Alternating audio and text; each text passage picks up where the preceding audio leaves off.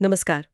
आज हम हरियाणा सीईटी 2025 से जुड़ी जो ताज़ा खबरें हैं, उन पर थोड़ी गहराई से बात करेंगे। हाँ, बिल्कुल। इसमें ग्रुप सी, ग्रुप डी और पुलिस भर्ती से जुड़ी कुछ अहम घोषणाएं हैं। और ये जानकारी सीधे सरकारी अपडेट्स और जो सीईटी परीक्षा हुई है, उसी पर आधारित है। सही। हमारा मकसद है कि जो भी उम्मीदवार हैं, उनके लिए जो मुख्य बदलाव हैं या ज़रूरी तारीखें हैं, उनको आसानी से समझा जाए। और ये ज़रूरी इसलिए भी हो जाता है क्योंकि देखिए, अभी जो 26-27 जुलाई को सीईटी हुआ, हाँ, उसमें करीब 13,27,000 उम्मीदवार बैठे थे। मतलब बहुत बड़ी संख्या है ये। बहुत बड़ी संख्या। ये दिखाता है कि कितने लोग इससे जुड़े हुए हैं और कोई भी छोटा बदलाव भी काफ़ी लोगों पर असर डालता है। बिल्कुल। तो ये परीक्षा तो हो गई। हाँ। अब सरकार ने आगे का प्लान भी थोड़ा बताया है। हाँ, जैसे ग्रुप सी और ग्रुप डी पद, उनकी भर्ती प्रक्रिया सुनने में आया है सितंबर और अक्टूबर में शुरू होगी। जी, इसी साल। और साथ ही मुख्यमंत्री जी ने भी ये संकेत दिया है कि पुलिस भर्ती वो भी जल्दी शुरू करने की तैयारी है।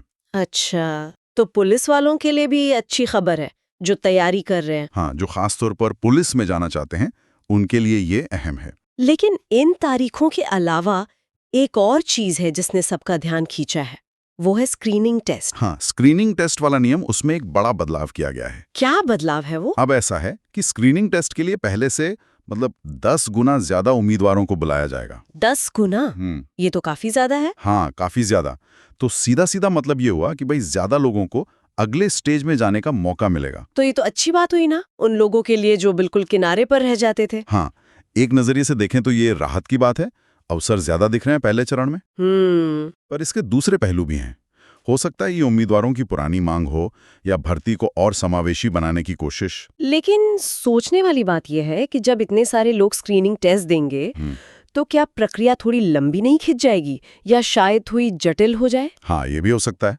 और फिर फाइनल सिलेक्शन में कंपटीशन, वो तो शायद और बढ़ जाएगा। बिल्कुल, कंपटीशन तो बढ़ेगा ही, तो उम्मीदवारों को भी अपनी तैयारी का तरीका शायद बदलना पड़े, स्ट्रैटेजी पर असर पड़ेगा इसका। ये तो सोचने वाली बात है।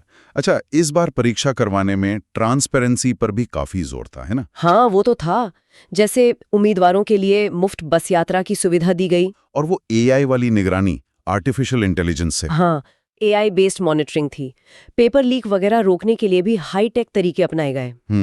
करीब 1350 सेंटर थे। ये सब दिखाता है कि सरकार कोशिश कर रही है कि परीक्षा साफ सुथरी हो। हाँ, जब इतने लाखों लोग परीक्षा देते हैं तो भरोसा बनाए रखना बहुत जरूरी हो जाता है। बिल्कुल, ये एआई वगैरह का इस्तेमाल शायद आगे और भी देखने को मिले। अच्छा, एक और जरूरी जानकारी है उम्मीदवारों के लिए, जिन्होंने फॉर्म भरने में कोई गलती कर दी थी। हाँ, ये अक्सर लोग नजरअंदाज कर देते हैं, पर ये बहुत जरूरी है। उनके लिए सुधार का मौका है अभी। जी। अगर नाम में, पते में, कैटेगरी में या किसी और डिटेल में कोई गड़बड़ रह गई हो, तो 4 अगस्त तक पोर्टल खुला है। 4 अगस्त तक? हाँ, लॉगिन करके उसे चेक कर लें और जरूरत हो तो ठीक कर लें। बाद में दिक्कत नहीं आएगी फिर। सही बात है। छोटी सी गलती बाद में बड़ी परेशानी बन जाती है। बिल्कुल। और अब सबकी नजरें टिकी हैं रिजल्ट पर, सीईटी का परिणाम। हाँ, कहा तो गया है कि रिजल्ट जल्दी आएगा। और उसके बाद फिर स्क्रीनिंग टेस्ट के लिए कॉल लेटर जारी होंगे। जी, तो उम्मीदवारों को अब तैयार रहना चाहिए, कमर कस लेनी चाहिए। तो मुख्य बातें क्या रही, एक बार दोहरा लेते हैं। ग्रुप सीडी भर्ती सितंबर अक्टूबर में।